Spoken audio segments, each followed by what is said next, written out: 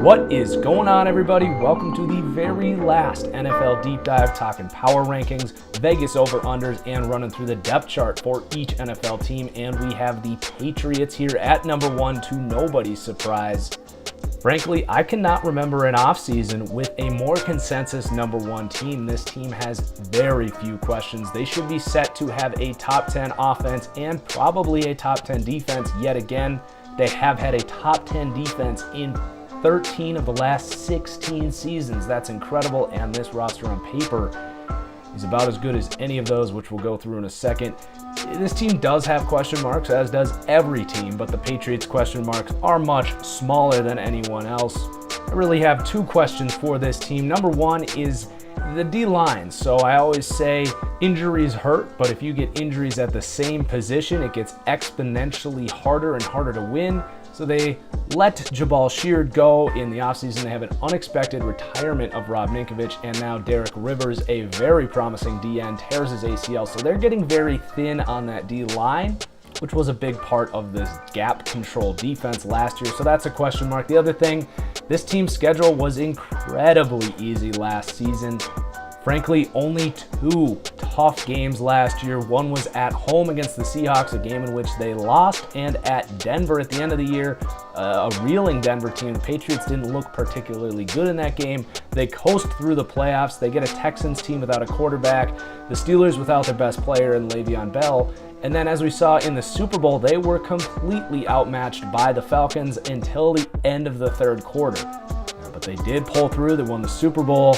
Tom Brady gets his GOAT status, and then this offseason happens where they get much better. So this is definitely going to be a much better football team this year, but they're not the only team that got better this year. Obviously, though, this is all very nitpicky stuff. This team is at the top for a reason. Vegas has this team's over-under at 12.5 games, and I'm buying the over. It is just hard to imagine this team losing 4 games this year. They're also heavy favorites to win the Super Bowl. I can't ever remember a team in the preseason being almost a 3-1 odds to win the Super Bowl. That is incredible. I actually think that might be too high. But the AFC is weak. They have a very good chance of getting back. For those that have watched my full predictions video, I do have the Patriots getting to the Super Bowl this year.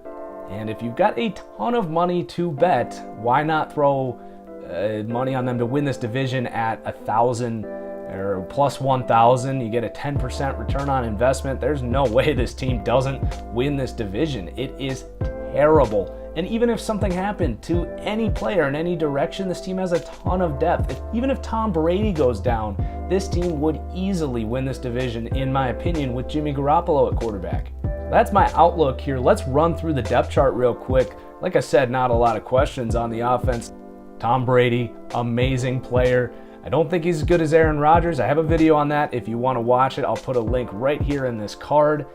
Jimmy Garoppolo, I think he's going to be a fantastic quarterback, especially if he stays here in New England in the system. He looked really, really good. Just as good as Tom Brady looked in those first 6 quarters of football before he got hurt. He goes to Arizona, wins that game. They were up 28-0. I think it was in Miami when they were just slaughtering a pretty good Miami football team. But it's looking more and more like he's going to be on his way out. So who signs him? I can't sit here and predict that, but I'm really excited to see what happens to Jimmy. And then Jacoby Brissett, just a young developmental guy. Didn't show a ton when he played this year, but the Patriots are good at developing those quarterbacks. And then at running back, this is just a cluster of guys here. I love Dion Lewis, not a 3-down back though, so they bring in Mike Gillislee. I will talk a little fantasy here. A lot of people are buying Mike Gillislee. They just assume that those LeGarrette Blount touchdowns are going to go Gillislee's way. Well, look, when has Bill Belichick ever forced a role onto any of his players? These guys, the Patriots, they will craft their offense around what each player's skill set is. Mike Gillislee is not LeGarrette Blount. Sure, LeGarrette Blount had 17 touchdowns. You can expect Mike Gillislee to get to 10. I don't think he gets to 10. I think they throw at the goal line now. They get Gronk back. They have Brandon Cooks out there, Julian Edelman.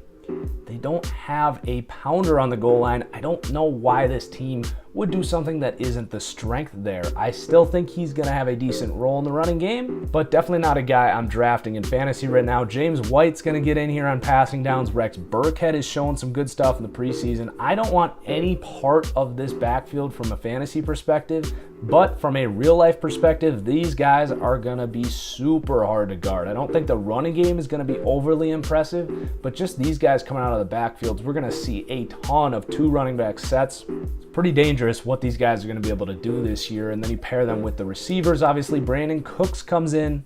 He's going to open up the deep passing game even more. Chris Hogan's fine, but he is not nearly as talented as Brandon Cooks. Julian Edelman, fantastic in the slot. Malcolm Mitchell, a young player I really like. Waiting on him to get that opportunity. The Brandon Cooks trade seems to be burying Malcolm Mitchell quite a bit. I would love to see him get on the field, but I don't think it's going to happen too much. Danny Amendola there to come into Julian Edelman's role if anything happened to him. KJ May, Matthew Slater, Devin Lucien, and then Austin Carr. Very intriguing undrafted rookie. Does he make this team and really kind of carve out his own role in the future as a slot receiver for this team? So an incredibly deep group of receivers paired with Rob Gronkowski. These guys are right up there with the Bengals and the Falcons for the best receiving core in football.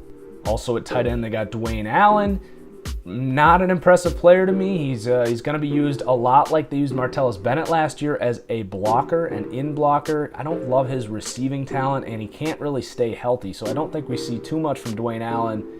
Another guy on this depth chart, an undrafted guy, Jacob Hollister, tight end out of Wyoming. Pretty solid athlete, great hands. I think if anything happened to Gronk, we might actually see a decent amount of Jacob Hollister, a deep league fantasy guy to keep your eye on there. And then the offensive line. Really solid group. They really emerged last year. A bunch of guys, Joe Thuney, David Andrews, Shaq Mason, Marcus Cannon. All these guys came out of, not going to say nowhere, but they all took huge step forwards last year. Do they maybe take a slight step backwards this year? I'm not going to say that is going to happen, but just something to look out for when you see a group like this take a huge step from what was a terrible group just a year before with more or less the same guys. But as it stands right now, a dominant offensive line, top 10 in football. So this offense is ready to go. They will be a top 5 offense. Defensively, this defense is great at keeping everything in front of them. It is the ideal defense to put behind Tom Brady and this offense. They're going to come out and win games for your team? No, absolutely not. But when you have an offense that's going to score 25 plus points a game, you just need to keep everything in front of you, make the other team beat you, and don't make mistakes. Do your job, right? It's an approach that I don't understand why offensive powerhouses like Green Bay and Pittsburgh don't adapt, whereas those defenses are much more aggressive oriented. Could throw New Orleans in that book as well. So let's run through this real quick. Coney Ealy and Trey Flowers will be the starting DNs. I like Trey Flowers. Coney Ealy is a guy they traded for. He's going to fit this scheme well, but I don't think he's ever going to be a star. He's more of a gap control defender. That's really what they look for in their DNs. They don't really care about the pass rush, which is pretty incredible, but it's all just part of the scheme here. Derek Rivers gets hurt. It's really unfortunate. I had him pegged as a breakout guy. I was going to make a video on players waiting on their opportunity to blow up. I still am going to make that video, but Derek Rivers probably not going to make that video now with the ACL injury. He's going to have to come back, but a guy that was just a Bill Belichick guy, it was their first pick in this draft, so you know they were targeting him. We'll see how he bounces back. Genio Grissom, a third-round pick from a few years ago, he is a guy that's really going to have to step up here as the third D end in this group. They also take Dietrich Wise in the 4th round. So you can see here, I mentioned earlier in the video, these DNs. This is going to be an intriguing part of this team. It's okay up front. They're going to have to stay healthy, though, because it's going to drop off fast if they have any more injuries here.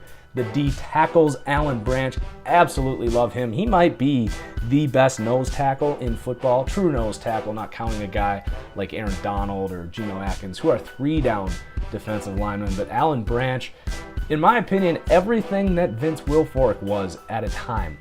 Then Malcolm Brown, a very solid defensive tackle. and Lawrence Guy, Vince Valentine, and these guys will play some D-end as well. It's a multiple defensive scheme, so the depth from the more traditional defensive tackles definitely going to contribute if that D-end depth chart starts to drop off with injuries. So a good, not great group of defensive linemen. Let's go to the linebackers here. You got Dante Hightower, one of the best linebackers in all of football, and they trade for David Harris. He comes down in my Madden rating. You know, he's an 81 in Madden. He's going to be fine. He's a solid veteran, but he's not going to be a star out there. He'll do his job. Shea McClellan, Bill Belichick project there, a guy that busted out in Chicago, a first-round pick, but a type of athlete that can play well in this scheme. He definitely has shown flashes. You got a Landon Roberts there as well. So those four are kind of the starting linebackers here.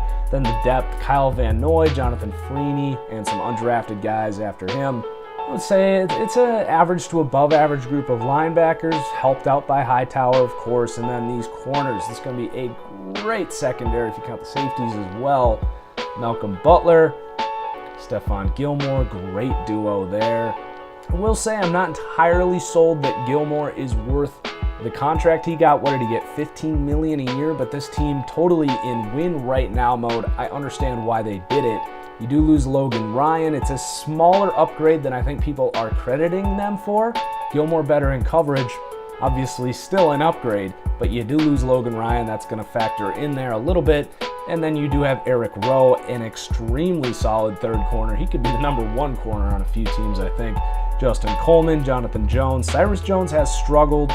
Second round pick from last year. He's going to have a bounce back season if he wants to have a third season in the NFL.